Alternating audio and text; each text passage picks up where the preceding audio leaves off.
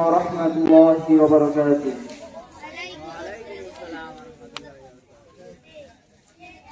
إن الحمد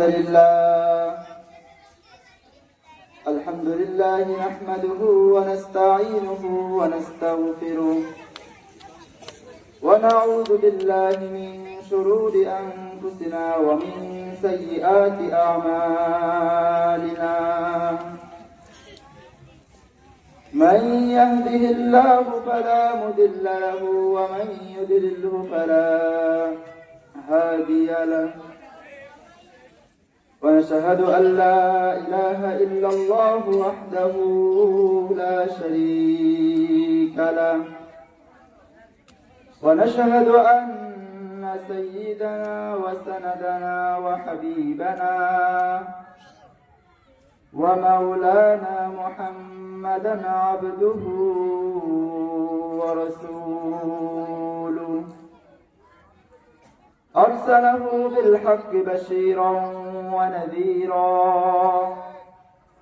وداعيا إلى الله بإذنه وسراجا وقمرا منيرا.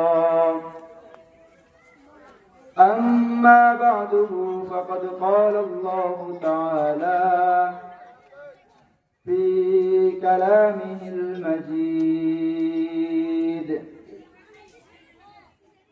وفي فرقانه الحميد. أعوذ بالله من الشيطان الرجيم. بسم الله الرحمن الرحيم. وقضى ربك ألا تعبدوا إلا إياه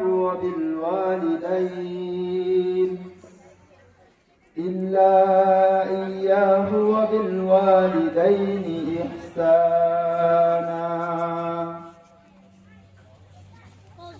عن أبي هريرة رضي الله تعالى عنه قال قال رسول الله صلى الله عليه وسلم: كلمتان حبيبتان إلى الرحمن خفيفتان على اللسان ثقيلتان في الميزان سبحان الله وبحمده سبحان الله العظيم. أعوذ بالله من الشيطان الرجيم. إن الله وملائكته يصلون على النبي يا أيها الذين آمنوا صلوا عليه وسلموا تسليما. شكرا إبراهيم بولي. اللهم صل على محمد وعلى آل محمد كما صليت على إبراهيم وعلى آل إبراهيم إنك حميد مجيد. اللهم بارك على محمد وعلى آل محمد كما باركت على إبراهيم وعلى آل إبراهيم إنك حميد مجيد. الحمد لله. মফিজউদ্দিন পুনর্বাসন কেন্দ্র এতিমখানার উদ্যোগে হাফেজ তাবলীগের পাগড়ি প্রদান উপলক্ষে অষ্টমতম বার্ষিক বিরাট ওয়াজ মাহফিলের সম্মানিত সভাপতি সাহেব, বিশেষ অতিথি সাহেব, প্রধান আলোচক সকলকে জানাই আমার পক্ষ থেকে আন্তরিক শুভেচ্ছা ও অভিনন্দন। সম্মানিত হাজিরিন, ভূমিকা ছাড়াই আমি আমার আলোচনায় চলে যাচ্ছি। আল্লাহ পাক রব্বুল আলামিন কোরআনের মধ্যে যুগল কিছু বর্ণনা করেছেন, জোড়ায় জোড়ায় কিছু বর্ণনা করেছেন। যেমন আল্লাহ পাক রব্বুল আলামিন কোরআনের মধ্যে বলেন, ওয়া আকিমুস সালাতা ওয়া আতুজ যাকাত, তোমরা নামাজ আদায় করো এবং যাকাত প্রদান করো। আল্লাহ পাক রব্বুল আলামিন নামাজের ইবাদত এবং যাকাতের ইবাদতকে একসাথে করেছেন। ইবাদত দুই প্রকার, এক হলো বদনী ইবাদত আর আরেক হলো মানি ইবাদত। বদনী ইবাদত হলো যেটা শরীরের দ্বারা অর্জিত হয়, যেমন নামাজ, রোজা, হজ, এইগুলো। মালি ইবাদত হচ্ছে যেটা আমাদের ধন সম্পদ দ্বারা অর্জিত হয়, যেমন যাকাত, সদকা, ফিতরা ইত্যাদি। দুইটা ইবাদতকে আল্লাহ পাক রব্বুল আলামিন কোরআনের মধ্যে একসাথে উল্লেখ করেছেন। এমনই ভাবে আল্লাহ পাক রব্বুল আলামিন আরো একটি যুগল বর্ণনা উল্লেখ করেছেন। আল্লাহ পাক রব্বুল আলামিন কোরআনের মধ্যে বলেন, ওয়া আতিউল্লাহ ওয়া আতিউর রাসূল। আল্লাহ পাক রব্বুল আলামিন বলতেছেন, তোমরা আল্লাহকে অনুসরণ করো, সেই সাথে সাথে নবীকেও অনুসরণ করো। আল্লাহ পাক রব্বুল আলামিন এই দুইটা বর্ণনাকে একসাথে করে উল্লেখ করেছেন, কারণ যতক্ষণ না আমাদের মধ্যে নবীর অনুসরণ আসতেছে, ততক্ষণ না আমরা আল্লাহ পাক রব্বুল আলামিনকে অনুসরণ করতে পারবো। এই জন্য আল্লাহ পাক রব্বুল আলামিন বলেন, ওয়া আতিউল্লাহ ওয়া আতিউর রাসূল, তোমরা যদি আল্লাহ ইত্তেবা করতে চাও তাহলে সর্বপ্রথম নবীকে অনুসরণ করো। নবীকে যখন তোমরা অনুসরণ করতে পারবা, তখন আল্লাহ পাক রব্বুল আলামিনের ইত্তেবা করতে পারবে। এমন ভাবে আল্লাহ পাক রব্বুল আলামিনের কোরআনের মধ্যে আরো একটি যুগল বর্ণনা রয়েছে। আল্লাহ পাক রব্বুল আলামিন কোরআনের মধ্যে বলেন, وَقَضَى رَبُّكَ أَلَّا تَعْبُدُوا إِلَّا إِيَّاهُ وَبِالْوَالِدَيْنِ إِحْسَانًا। আল্লাহ পাক রব্বুল আলামিন কোরআনের মধ্যে বলেন,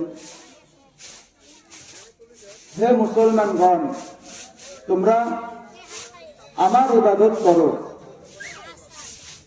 আল্লাহ পাক রব্বুল আলামিন মুমিনদেরকে ডেকে বলতেছে, হে ঈমানদার বান্দারা, তোমরা আমার ইবাদত করো। এর পরে অংশ আল্লাহ পাক রব্বুল আলামিন বলতেছেন, ওয়া বিল ওয়ালিদাইনি ইহসানা, তোমরা পিতামাতার সঙ্গে সৎ ব্যবহার করো। এখন প্রশ্ন হলো, আল্লাহ পাক রব্বুল আলামিন তার ইবাদতকে পিতামাতার খেদমতের সাথে জোড়া বানালেন কেন? আল্লাহ পাক রব্বুল আলামিন পিতামাতার ভালোবাসা, পিতামাতার মহব্বত আর আল্লাহ পাক রব্বুল আলামিনের ইবাদতকে একসাথে একত্রিত করে কোরআনের মধ্যে উল্লেখ করেছেন। এর সর্বপ্রথম কারণ হচ্ছে,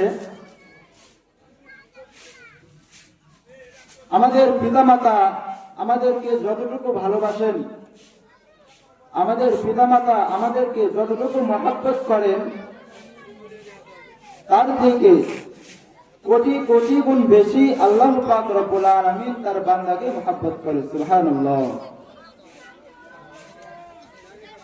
এই জন্য আল্লাহ পাক রব্বুল আলামিন কোরআনের মধ্যে পিতামাতার ভালোবাসা, পিতামাতার মহব্বতকে আল্লাহ পাক রব্বুল আলামিনের ইবাদতের সাথে একত্রিত করে বর্ণনা করেছেন। আল্লাহ পাক রব্বুল আলামিন আমাদেরকে কতটুকু ভালোবাসেন, আল্লাহ পাক রব্বুল আলামিন আমাদেরকে কতটুকু মহব্বত করেন, এই পরিপ্রেক্ষিতে রাসূল আকরাম সাল্লাল্লাহু আলাইহি ওয়াসাল্লাম বারবার পিতামাতার ভালোবাসাকে উপমা হিসাবে উল্লেখ করেছেন। আল্লাহ পাক রব্বুল আলামিন আমাদেরকে কতটুকু মহব্বত করে এটা বোঝানোর জন্য রাসূল আকরাম সাল্লাল্লাহু আলাইহি ওয়াসাল্লাম কোরআনের মধ্যে, হাদিসের মধ্যে পিতামাতার ভালোবাসাকে উপমা হিসাবে উল্লেখ করেছেন। যেমন রাসূল আকরাম সাল্লাল্লাহু আলাইহি ওয়াসাল্লাম হাদিস শরীফের মধ্যে বলেন, রাসূল আকরাম সাল্লাল্লাহু আলাইহি ওয়াসাল্লাম এক যুদ্ধ থেকে কিছু কাফের কয়েদিকে বন্দী করে নিয়ে এসেছেন। এই কাফের কয়েদিদের মধ্যে একজন মা ছিল, একজন মাতা ছিল। এই মাতার একজন সন্তান ছিল, ছোট্ট সন্তান, কোলের সন্তান। যুদ্ধের ময়দানে এই মা তার সন্তানকে হারিয়ে ফেলেছে। যুদ্ধের ময়দানে এই মা তার সন্তানকে হারিয়ে ফেলেছে। এমন সময় সেই মা তার সন্তানকে খুঁজে পেল, দেখতেছে অনেক দূরে তার সন্তান বসে কান্নাকাটি করতেছে। রাসূল আকরাম সাল্লাল্লাহু আলাইহি ওয়াসাল্লাম এবং তার সাহাবীগণ এই বিষয়গুলো দেখতেছিলেন। তিনি দেখেন সেই মা তার সন্তানের কাছে দৌড়ে গিয়ে তার সন্তানকে কোলে নিয়ে কপালে মুখে চুমু দিয়ে তার সন্তানকে আদর করতেছে। তখন রাসূল আকরাম সাল্লাল্লাহু আলাইহি ওয়াসাল্লাম সাহাবীদেরকে ডেকে বলে, ও আমার সাহাবীরা শোনো, ও আমার সাহাবীরা শোনো, একজন মা তার সন্তানকে কতটুকু মহব্বত করে, কতটুকু মহব্বত করতে পারলে এই কথা সে ভুলেই গিয়েছে যে সে একজন কয়েদি মানুষ, তাকে বন্দী করে নিয়ে আসা হয়েছে। সে এই কথা ভুলেই গিয়েছে যে সে একজন কয়েদি মানুষ, অথচ তার সন্তানকে পাওয়ার সাথে সাথে সে দৌড়ে গিয়ে তার সন্তানকে আদর করতে লাগলো। হে আমার সাহাবীরা শোনো, একজন মা তার সন্তানকে কতটুকু মহব্বত করে, তার থেকে বেশি আল্লাহ পাক রব্বুল আলামিন একজন বান্দাকে মহব্বত করে। সুবহানাল্লাহ। কারণ কিয়ামতের দিন যখন আল্লাহ পাক রব্বুল আলামিন তার বান্দাদেরকে কাছে পাবেন, আল্লাহ পাক রব্বুল আলামিন তার প্রিয় বান্দাদেরকে কাছে পাবেন, তখন একজন মা যে পরিমাণ খুশি হয়, একজন মা তার সন্তানকে কাছে পেয়ে যে পরিমাণ খুশি হয়, তার থেকে কোটি কোটি গুণ বেশি আল্লাহ পাক রব্বুল আলামিন খুশি হবেন। সুবহানাল্লাহ। এমনভাবে রাসূল আকরাম সাল্লাল্লাহু আলাইহি ওয়াসাল্লাম আরেকটি উপমাতে উল্লেখ করেন, রাসূল আকরাম সাল্লাল্লাহু আলাইহি ওয়াসাল্লাম এবং তার সাহাবীগণ এক রাস্তা দিয়ে হেঁটে যাইতেছিলেন। যাওয়ার পথে একটা বাড়ি দেখতে পেলেন। এই বাড়িতে একজন মা ছিল, তার একটি ছোট সন্তান ছিল। এই মা চুলায় আগুন জ্বালিয়েছে, রান্না করবে। তার সন্তানকে পাশে বসে রেখে তিনি চুলায় আগুন জ্বালাচ্ছেন, কিন্তু তার সন্তান দৌড়ে দৌড়ে তার মায়ের কাছে আসতেছে। আগেকার চুলা তো এখনকার আধুনিক চুলা ছিল না, এখন গ্যাসের চুলা, কারেন্টের চুলা, কিন্তু সেই কালে তো আর এত আধুনিক ছিল না। সেই জামানার চুলা ছিল 3টা পাথরের উপরে পাতিল রেখে রান্না করা হতো।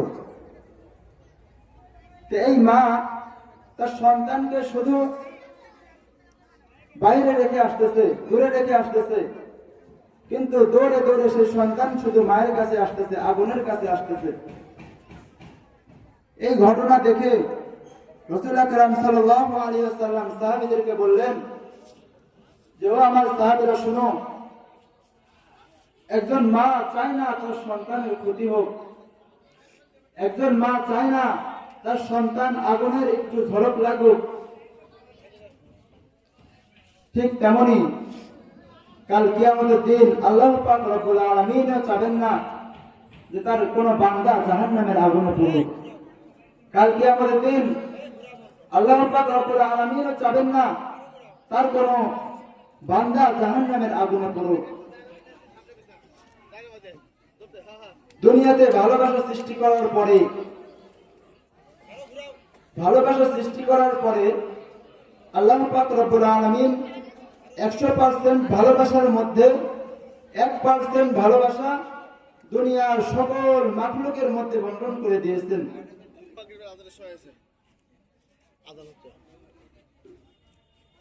মাগরিবের আজান হচ্ছে, আজান শুনুন।